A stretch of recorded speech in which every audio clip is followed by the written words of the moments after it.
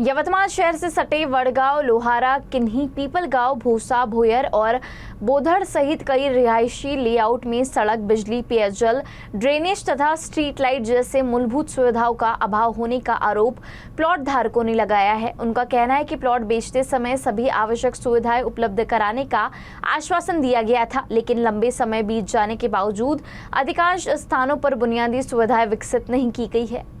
Plot धारकों का आरोप है कि आवश्यक सुविधाओं के अभाव में वे अपनी प्लॉट पर मकान बनाने में असमर्थ है, जिससे उन्हें आर्थिक नुकसान के साथ साथ मानसिक परेशानी का भी सामना करना पड़ रहा है।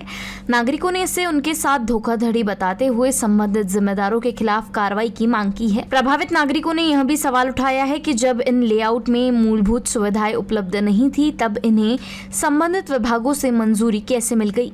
उन्होंने पूरे मामले की निष्पक्ष जाँच कर दोषी अधिकारियों और संबंधित डेवलपर्स के विरुद्ध सख्त कार्रवाई की मांग की है। इस बीच उप विभागीय अधिकारी गोपाल देशपांडे ने नागरिकों से अपील की है कि किसी भी प्लॉट की खरीदारी करने से पहले उसके सभी आवश्यक दस्तावेजों की सावधानी पूर्वक जांच करें। साथ ही संबंधित लेआउट में सड़क, बिजली, पानी, ड्रेनेज और अन्य मूलभूत सुविधाओं की वास्तविक स्थिति का प्रत्यक्ष निरीक्षण करने के बाद ही किसी प्रकार का लेन देन करें, ताकि भविष्य में किसी प्रकार की परेशानी से बचा जा सके।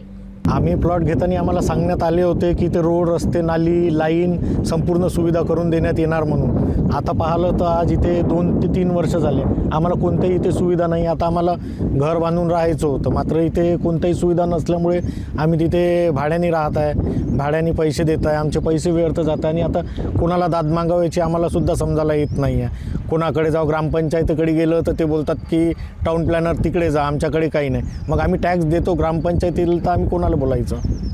आता सरकारने कारवाई करायला पाहिजे त्यांच्यावर। पेपरला तर वारंवार येत असतात की अशा लोकांवर कारवाई होणार, त्यांना निलंबित करण्यात येणार, मात्र इथे पाहिलं तर काहीच नाही। संपूर्ण लेआउट तुम्ही पाहू शकता की कोणत्याही सुविधा नसताना 2020-21चं लेआउट आहे ते, आणि काही त्याच्यामध्ये फॅसिलिटीज नाही, डीपी नाही, लाईन नाही, रोड नाही, नाली नाही।